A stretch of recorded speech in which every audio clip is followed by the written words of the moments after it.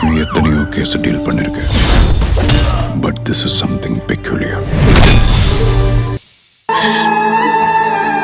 நான் தான் தப்பு பண்ணிட்டேன்.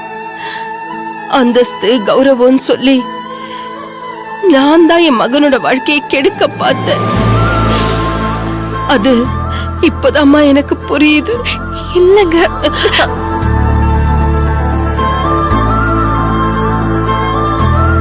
இனிமே வாங்க போங்கெல்லாம் இல்ல, என்ன உரிமையா அத்தன்னே கூப்பிடலாம்.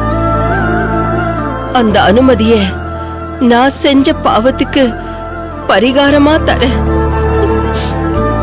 என்ன மன்னிச்சு என்ன உன் அத்தையா ஏத்துக்கிட்டா நான் ரொம்ப சந்தோஷப்படுவேம்மா. அது அவ்வளவு ஈஸி இல்லைன்னு எனக்கும் புரியுது. ஏன்னா மன்னிப்பு கேட்கறத விட மன்னிக்கிறது ரொம்ப கஷ்டம். ஆனாலும் நீ இந்த செல்வநாயகிய புரிஞ்சுப்பேன்னு நான் நம்புறேம்மா. நான் பண்ணது பெரிய தப்புதாம்மா. மன்னிச்சிடு தேவி.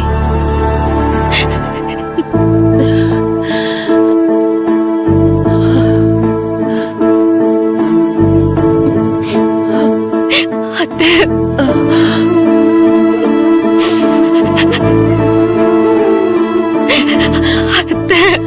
நீ மட்டும் இல்ல, உன் வயித்துல இருக்கிற உன் குழந்தையும் என்ன மன்னிக்கணும்னு ஆசைப்படுறேம்மா. அத்தை, இது நம்ம குடும்பத்தோட முதல் வாரிசு. நல்லபடியா பிறக்கணும்மா. அத்தை, இதுக்கப்புறமாவது உங்க எல்லாருக்கும் நான் உண்மையா இருக்கணும்னு நினைக்கிறேன் தேவி. இவ்ளோ நாளா உன்னை கஷ்டப்படுத்தினதுக்கு என்ன மன்னிச்சிடுமா. நான் உங்களை பல விதத்துல கஷ்டப்படுத்தி இருக்கேன். அதனால நீங்க தான் என்ன மன்னிக்கணும். அப்படி சொல்லாதம்மா. என் புள்ளைய மனசார லவ் பண்ணதை தவிர நீ எந்த தப்புமே பண்ணலம்மா. இனிமே எல்லாமே நல்லபடியா நடக்கும். சந்தோஷமா இரு. நான் பண்ணது பெரிய தப்புதாம்மா. என் தப்ப மன்னிச்சு மறந்து நம்ம எல்லாருமே சந்தோஷமா ஒத்துமையா வாழணும் தாமா நான் ஆசைப்படுறேன். நான் திரும்பவும் சொல்றேன், I am very very sorry.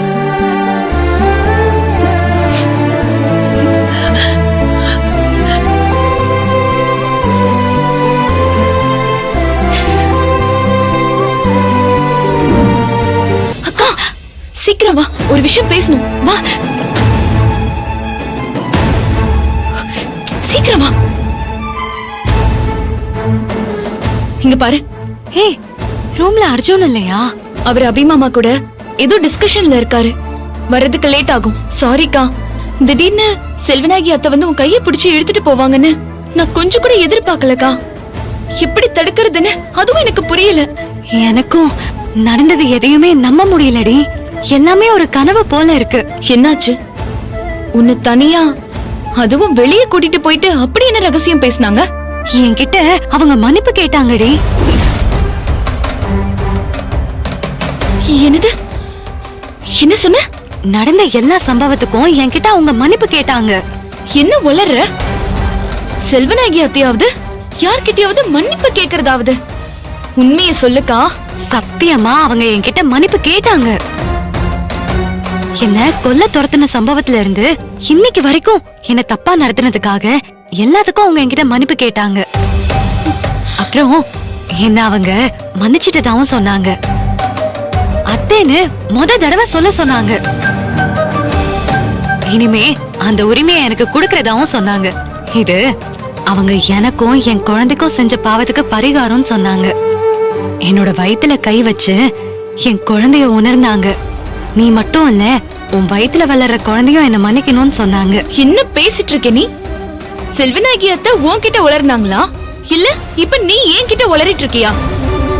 ஏதாச்சும் ஒரு விஷயமாவது நம்புற மாதிரி சொல்லு. ஐயோ, எனக்கு அப்படியே தலை சுத்துதுடி. என்னாலேயே இன்னும் நம்ப முடியாம தான் நிக்கிறேன். எவ்வளவு அன்பா என்கிட்ட பேசினாங்க தெரியுமா? மாமா சொன்னதெல்லாம் உண்மைதாண்டி. புரியல. மாமா என்ன சொன்னாரு? செல்வநாயகி ரொம்ப நல்லவன் சொன்னார்ல, அது உண்மைதான் சத்யா. இன்னைக்கு நான் உங்களோட இன்னொரு முகத்தை பார்த்தேன், அவங்களோட இன்னொரு பக்கத்தை பார்த்தேன். அதுல கோவம் இல்ல, வன்மம் இல்ல, அன்பும் அமைதியும் தாண்டி இருந்துச்சு.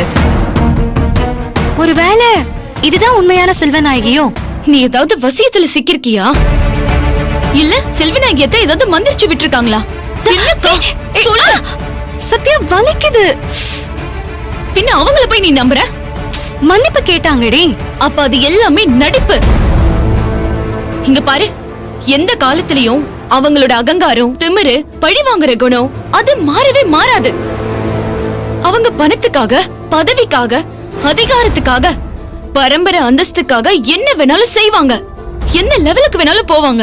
அத மீறி அவங்க மன்னிப்பு கேக்குறாங்கன்னா ஏதோ பெருசா ஒண்ணு பிளான் பண்ணிருக்காங்கன்னு அர்த்தம். இல்ல சத்யா, நான் இப்போ செல்வநாயகியோட புது அவதாரத்தை பார்த்தேன். அத நம்பாமையும் இருக்க முடியல. அது உண்மையோன்னு எனக்கு படுது. அவங்கள நான் என் வாயார மனசார அத்தனை கூப்பிட்டேன். போதும், நிறுத்து. நான் தான் சொல்லிக்கிட்டே இருக்கேன், என் பேச்சு நீ கேட்க மாட்டியா? யார நம்பினாலும் சரி, உன் அத்தைய மட்டும் நம்பிராத. போதுமா? இல்ல சத்யா, நான் எப்படி இதெல்லாம் நம்பாம இருக்கிறது? ரூம்குள்ள சத்யாவோட தேவி இருக்காளா? நம்பாதன்னு நான் சொல்றேன்ல.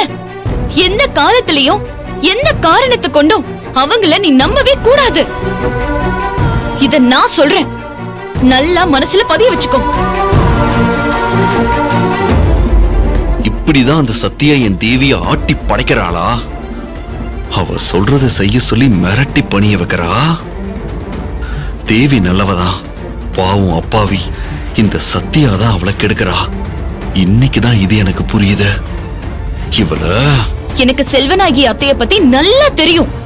அவங்க என்னைக்குமே மாறவே மாட்டாங்க. அவங்கள தயவு செஞ்சு நம்பிராத, புரியுதா? எனக்கு கொஞ்சம் யோசிக்கணும்டி.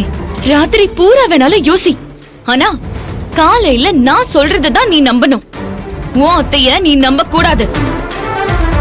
இப்ப போ, குட் நைட். சரி.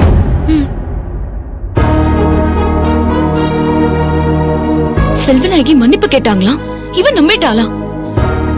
இந்த அப்பாவியை ஏமாத்தி கைக்குள்ள போட்டுக்க அந்த அக்கிரமக்காரி ஏதோ பிளான் பண்ணிருக்காங்க. மன்னிப்பு கேட்டது எல்லாமே டிராமா.